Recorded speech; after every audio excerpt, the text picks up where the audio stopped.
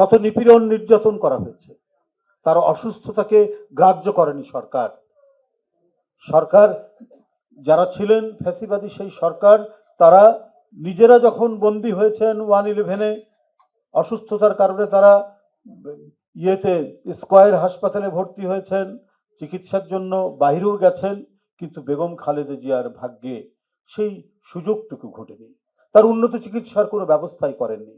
আমরা বারবার যারা বলেছি যে উনাকে তিলে তিলে শেষ করার জন্য তাকে মানে ফুড পয়জনিং করা হয়েছে, এবং এটা আসলে সত্য। এটা সরকার, বর্তমান সরকার এ বিষয়ে একটা অতি জরুরিভাবে একটা খুব মানে হাই পাওয়ারফুল একটা তদন্ত কমিটি করা দরকার। এমন একজন মানে প্রবল প্রভাব বিস্তারকারী এক ব্যক্তিত্ব, যিনি তার ঘরের মধ্যে বসে থাকলেই আমরা অনুভব করতাম যে তার একটা বিরাট প্রভাব আমাদেরকে প্রভাবিত করছে। আমরা তখন তোয়াক্কা করতাম না, কে হাসিনা, কে তার আইন শৃঙ্খলা বাহিনী, কি তার নির্যাতন, কি তার গ্রেপ্তার, কি তার মামলা, কি রিমান্ড, কি জিজ্ঞাসাবাদ, কোনো কিছুই আমাদেরকে স্পর্শ করেনি। আমাদের একমাত্র লক্ষ্য ছিল আমরা গণতন্ত্র ফিরাবো, আমরা আইনের শাসন ফিরাবো, আমরা ন্যায়সঙ্গত একটি সমাজ করব, বহুদলীয় গণতন্ত্র আমরা নিশ্চিত করব। কারণ সেটার একমাত্র উৎস ছিলেন দেশনেত্রী বেগম খালেদা জিয়া। ফারাক্কার পানি আটকে রাখা হয়েছে, আমাদের যে ন্যায্য পাওনা সেই পাওনা দেওয়া হয়নি। তিনি সেটাকে নিয়ে গিয়েছেন জাতিসংঘে, সেখানে সোচ্চার থেকেছেন আমাদের ন্যায্য পাওনা দিতে হবে। তখন তিনি প্রধানমন্ত্রী, তার অধিকার আদায়ের জন্য, তার স্বাধীনতা, সার্বভৌমত্ব এবং জনগণের সুবিধার জন্য তিনি তার কণ্ঠকে কখনই তিনি কমিয়ে দেননি, কণ্ঠকে দুর্বল করেননি। কে শক্তিশালী দেশ, তার কত ক্ষমতা আছে, তার কত অ্যাটম বোম আছে, তার কত ধারালো বম আর মিসাইল আছে, এটাকে পাত্তা দেননি। প্রায় 29% নারী যে জনশক্তি, 29% নারী আপনার গার্মেন্টসে নিয়োজিত হয় খালেদা জিয়ার প্রথম আমলে। এটা হচ্ছে তার বিরাট এক বিশাল এক কৃতিত্ব।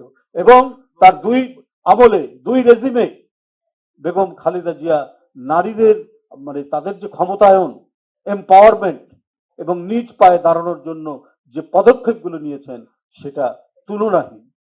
ইন্টারমিডিয়েট পর্যন্ত তিনি ফ্রি এডুকেশন করলেন নারীদের জন্য, এবং কথা দিয়েছিলেন যে এর পরে যদি আমরা ক্ষমতায় আসি তাহলে আমি এটা বিয়ে পর্যন্ত করব। তার জ্যেষ্ঠ পুত্র আজকে দেশের প্রধানমন্ত্রী, তিনি ঘোষণা করেছেন অনার্স পর্যন্ত মেয়েদের, ছাত্রীদের বিনা বেতনে তারা পড়তে পারবে। বেগম জিয়ার এই ভূমিকার কারণেই আজকে বিএনপির গৌরব, আমাদের গৌরব। আমরা যারা এখানে ছোট্ট একটি কর্মী আছি, আমাদের গৌরব। আমরা যদি রাষ্ট্রের গণতান্ত্রিক বিকাশ, আমরা যদি আমাদের সমাজের গণতন্ত্রের চর্চা যদি আমরা অব্যাহত রাখি, তাহলেই আমরা বেগম জিয়াকে তাকে সম্মান জানানো হবে।